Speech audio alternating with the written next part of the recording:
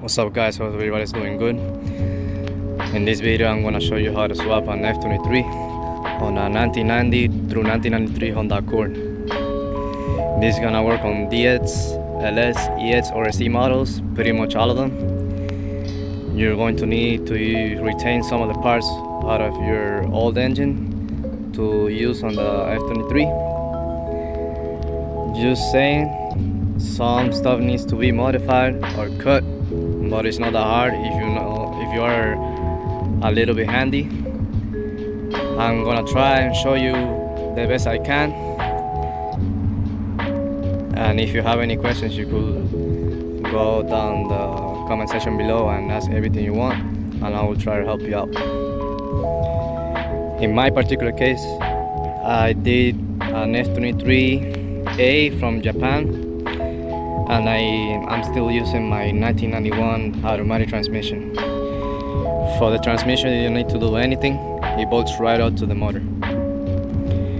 For the engine, you need, for the engine to stay OBD1, you need to use the distributor, the intake manifold with injectors, and also the computer out of a 1994 to 1995 Honda Accord EX with a F22B1 motor, which is substantially similar to the F23. The only difference being that the F23 is 2.3 liter and has slightly better higher compression, but it's not that much, so it doesn't matter.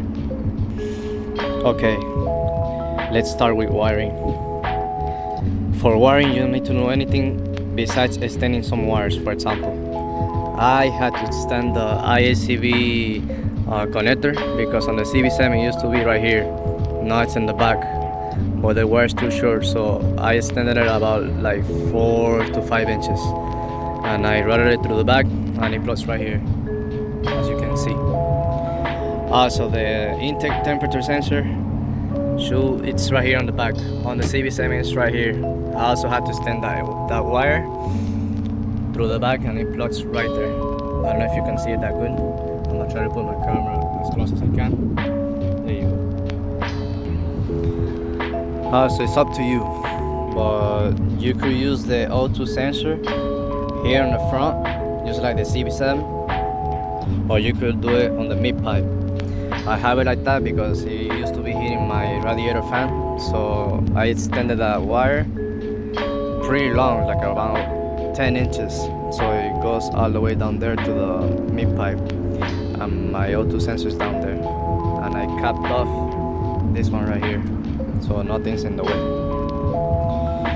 When you buy your F23 motor, this part right here is not gonna have that sensor. You need to take this out of your F22 and use it on the F23. They're the same, the only difference being is that the F22 has this sensor, which tells the computer that the coolant is a certain temperature, so the fans will kick on. You need that. Also, another thing is, I did it custom. I did my fuel line 45 inches all the way from over there, because the CB7 fuel filter is right below the vacuum box. The line's coming out all the way to the back of the intake manifold to here, because on the F22A engines, the inlet for the fuel rail is in this side. On the F22B1, like the Accord EX and the F23 motors, is on this side, so you have to extend your line.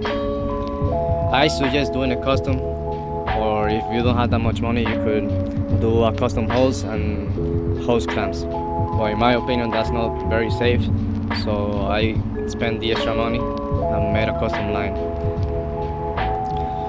For the map sensor, this one right here is fake because I don't like it being like open with no connectors, but I'm actually using the one out of the vacuum box because honestly, at first when I tried using that one, I think I did a mistake on the wiring, and the car was running really rough. So during my diagnosis, I tried using this one, and it fixed my issue. So I didn't have enough time, and I didn't feel like it. So all I did was find a random pigtail, connect it here, make it look pretty, and it's actually not being used. but if you remove this, there's gonna be an open vacuum spot. So I left the sensor there so it could cap it off. But I'm using the CB7 map sensor here on the black box to a vacuum source on the inter manifold. Vacuum. Let me try to show you as much as I can because there's not much space. Okay, from the canister it goes to the left bottom port of the vacuum box.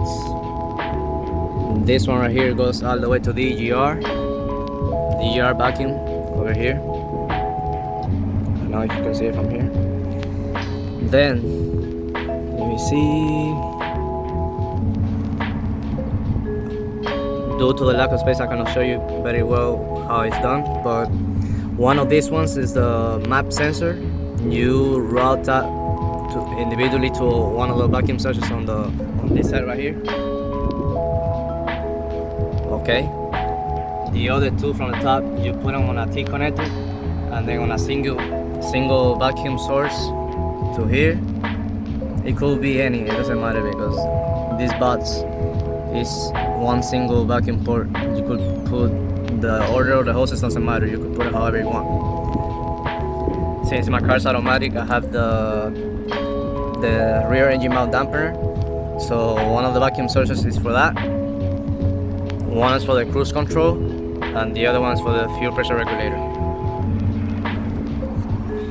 For the engine, you need to use the motor mount bracket out of the CB7 because the F22B1 or F23A motor mount bracket doesn't line up with the CB7 engine mount, so you need to use it, and you need to cut it a little bit on this side so it doesn't touch the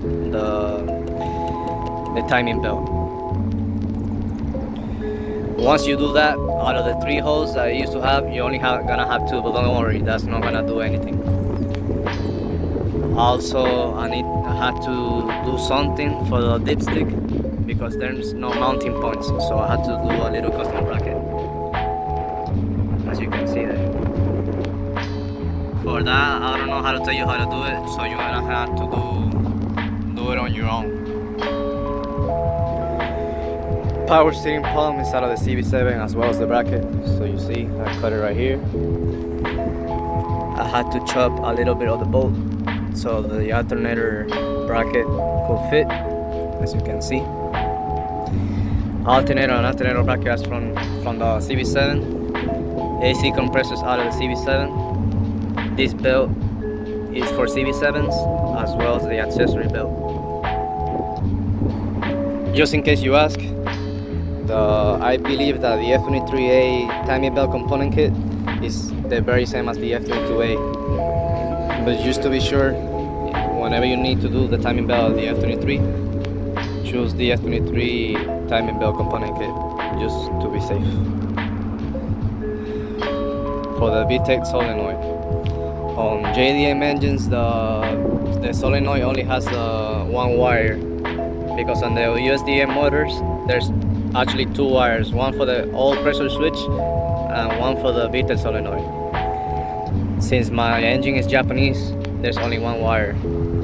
So on the ECU, I believe it's pin A4 and this is,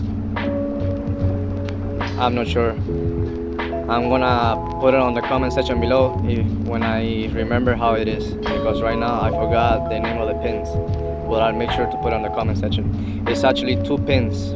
One is for the Vtec solenoid and one's for the oil pressure switch. Since my ECU is American, it's out of F22B1.